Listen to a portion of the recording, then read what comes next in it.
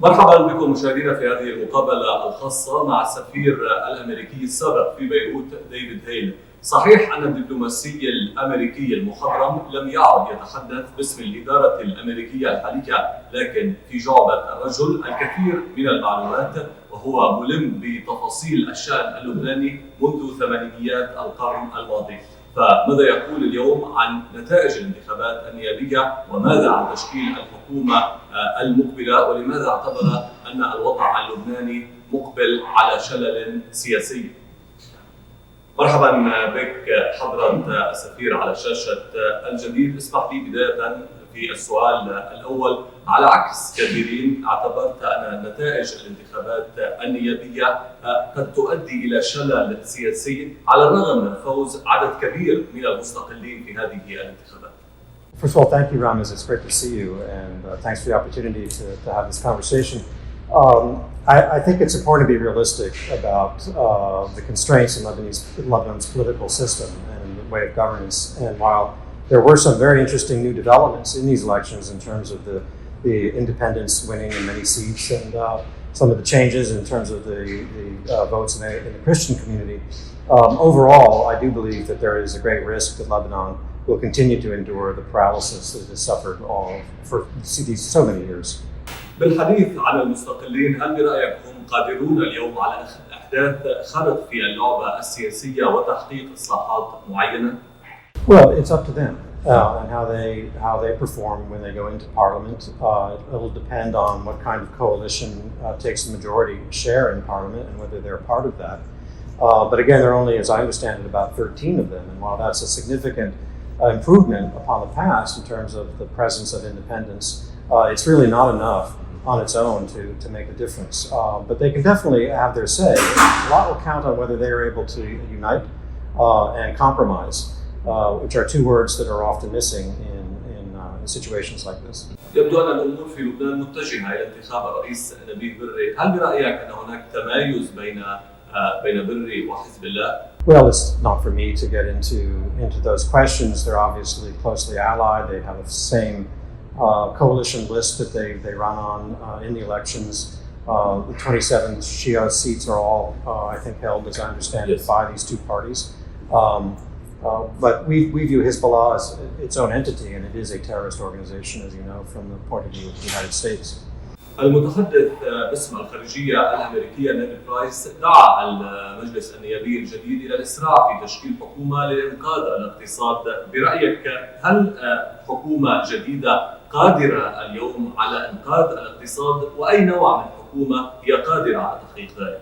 As I've mentioned in other settings, there are structural challenges because the way the national pact works and the Constitution is to ensure that no one community has a veto over can control the others. So governments have a hard time functioning in the best of circumstances. These are not the best of circumstances. But I am impressed that up until now there has been good work done between the authorities in Lebanon and the IMF. There's a good set of reforms that are on the table. Some require legislation, some require simply actions by the government. The first and most pressing thing to do is to restore confidence in the fiscal sector and stabilize the currency and the finances of the government and of the country. And that's possible, and that can help unlock the support of the IMF and other creditors. But it's going to require tough decisions by a government, which will require the support of Parliament, and that's, I think, going to be very, very challenging. إذن بناء على نتائج هذه الانتخابات، إلى أي مدى برأيك سيكون سهل تشكيل حكومة جديدة؟ Well, it's always been hard in Lebanon, as you know, to form a government. There often are long periods of a caretaker situation. I think the challenge today is that there's a very narrow gap between majority and minority in the cabinet, so that's a challenge. The other challenge is that to form a government, it has to represent each of the communities, as you know, in Lebanon, Shia, Sunni, Christian, and Druze, with the right proportions. And so I think there is probably a big ideological gap between the Christians who have won this time and the Shia vote, which of course is still voted for Hezbollah. And I think that will be a major element of competition in formation of a cabinet that includes representative Shia. برأيك ما هو الدور الذي من الممكن أن يلعبه المجتمع الدولي في الضغط لتشكيل حكومة، لا سيما أنه يكثر الحديث اليوم عن مؤتمر تأسيسي للبنان؟ Well, even though, as you said, I don't speak for the administration at all, I think that Ned Price got it right in saying that we as outsiders should encourage rapid formation of the government because of the dire circumstances facing Lebanon and its economic and humanitarian crisis. But it's not up to us in any way or any other foreign element to pick and choose or define what flavor of the government the Lebanese want. We want a government that we can work with and that will implement these reforms on an urgent basis.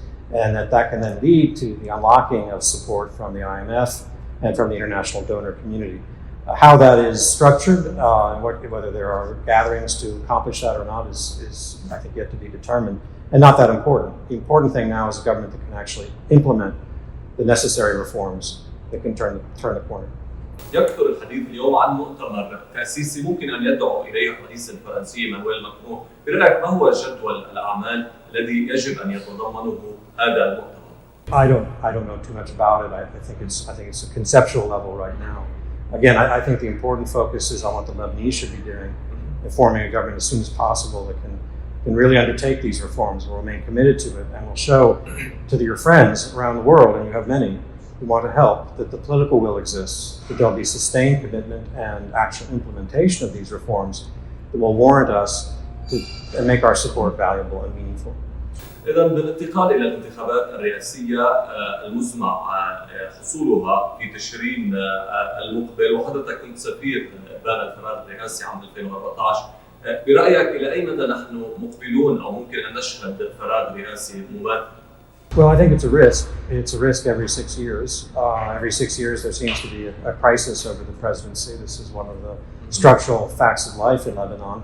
I think there are limited options right now. Again, as an analyst, I'm not speaking in any way as a policymaker. There are limited options right now in front of the Lebanese on how to go about this. It's very hard, in my experience, for them to find compromise candidates. So unless you can get 2/3 support for either an extension of the president or a compromise candidate or somebody else, you are looking at, by definition, you are looking at a potential gap, which will be very unfortunate for everyone. هل برأيك أن الرئيس ميشيل عون سيسعى إلى التمديد؟ I have no idea. That would be a question for the president. الرئيس سعد الحريري كان متواجد منذ يومين في واشنطن. هل برأيك هناك دعم أمريكي ما لإعادة تولي رئاسة الحكومة، وكيف تنظر إلى تعليق عمله السياسي؟ Well, again, these are decisions that he and his colleagues make without consulting us. It's not an American decision in any respect.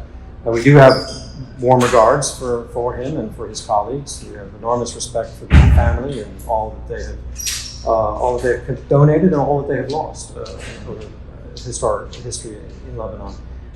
But these decisions are for Mr. Sheikh Saud to make, not for us. And I have to again ask him. We want to work with anybody. I want to emphasize anybody who shares the goals that we have in terms of reform for Lebanon, so it can pull itself out of this extraordinary crisis that has befallen the country. What about his suspension of his role in politics? Again, these are decisions for him to make. I think he gave a chance to the independents to win more seats. Yeah, I do. I think without him, and it showed why there are these structural obstacles to independents winning because of the way the lists work. You know, if you're not on a list with a dominant leader, it's very hard to get elected. But when he pulled out, there was no dominant list. And that was that opening that so many of these independents were able to use to make themselves known and to compete. هل برأيك اليوم لبنان هو أولوية بالنسبة إلى هذه الإدارة الأمريكية وهو على جدول أعمالها في الشرق الأوسط؟ Lebanon has always been an issue of concern for the United States. We care deeply about its survival and its health. We have many friends there. It's a country that has a form of democracy that we welcome. There are many, many active Lebanese Americans in my country who care deeply about Lebanon and make sure that American policymakers are focused on it. We know from experience that when things go wrong in Lebanon, they don't stay in Lebanon. They affect all of us. And so all of us need to be smart about ways to help Lebanon achieve true stability. هناك اتهامات توجه إلى الإدارة الأمريكية في لبنان لأنها لا تفرض عقوبات على حلفائها من السياسيين برغم فسادهم، وتكتفي بمعاقبة السياسيين المقربين من حزب الله. فكيف تعلق على هذا الأمر؟ Well, I mentioned in an article I wrote recently that my impression is that it is a misconception to believe that sanctions on the non-Shia allies of Hezbollah, as opposed to sanctioning Hezbollah, but sanctioning their allies, does not achieve, if the goal is to reduce the power of Hezbollah, it is not achieving that goal. Now, there may be other reasons to impose those sanctions in terms of the behavior of certain individuals, corruption and so forth. But if the larger goal is, in fact, to somehow reduce Hezbollah's power, I don't see it as achieving that goal. I think Hezbollah's power rests elsewhere, outside its alliance. سأختم حضرة السفير بالسؤال الأخير بالنسبة إلى انفجار أو تفجير 4 آب. برأيك هل سنصل إلى محاسبة المسؤولين عن هذا التفجير في ظل المحاولات لإزاحة القاضي طارق بطار عن موقعه؟ Well, again, it's really, I think, inappropriate for me as a friend but a foreigner to comment on judicial matters, investigations like that. I was in the port a few days after the explosion. I was in the neighborhoods that were destroyed. It was shocking. And it's shocking today that all this time that has passed, almost 2 years, and there's been really no effective investigation or accountability for what happened. And I think, and I know from my friends in Lebanon, that this is a source of enormous frustration. And the friends of Lebanon outside the country do not understand why there can't be a sustained effort to address it. وصلنا إلى ختام هذه المقابلة. شكرا على وقتك حضرة السفير ديفيد هيل. شكر موصول لكم مشاهدينا على حسن المتابعة لهذه المقابلة الخاصة من واشنطن.